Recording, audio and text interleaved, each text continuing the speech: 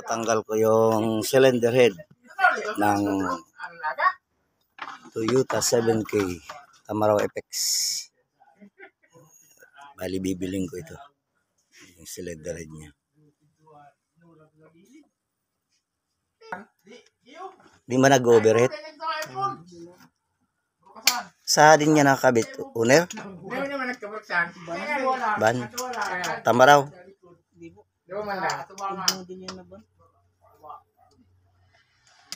Umaandar daw ito. Walang overheating na issue. So binaba lang ito sa ban. Pinatay yata ang ban, ano? Kinapchap yung ban. Bali itong ikakabit ko doon sa ginagawa kong Tamaraw FX 7K. Sana walang tama yung cylinder head niya para di na magpa-resurface,